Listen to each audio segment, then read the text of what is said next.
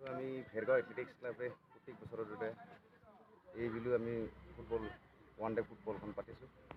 আমাৰ এটাই উদ্দেশ্য যে ওচৰৰ পাজৰৰ যিবিলাক গাঁও আছে তেওঁলোকে প্লেয়াৰবোৰে ইয়াতে খেলি অলপ আগবাঢ়ক, এইটো আমি আশা কৰি খেলখন পাতিছোঁ। এইবাৰ কেইবছৰ ভৰি দিলে? এইবাৰ আমি 6 বছৰ ভৰি দিছোঁ। এইবাৰ যে আমাৰ ভেৰগাঁও এথলেটিক্স ক্লাবৰ যিবিলাক সদস্য তেওঁলোককো মই ধন্যবাদ দিছোঁ।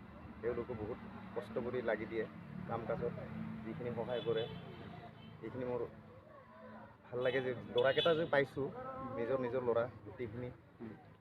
সেয়ে আমাৰ আজি প্ৰথম দিনটো হয়। এতিয়ালৈকে 7টা দলে যোগদান কৰিছে আৰু আহিব নিশ্চয়, বহুত টিম আহিব আৰু মোটামুটি 30টামান দল হ'ব। চূড়ান্ত খেলখন কেতিয়া হ'ব? চূড়ান্ত খেলখন আমি 23 তাৰিখে পাতিম বুলি ভাবিছোঁ। থিৰাং হোৱা নাই এতিয়ালৈকে, কেইদিনলৈকে চলে এতিয়া।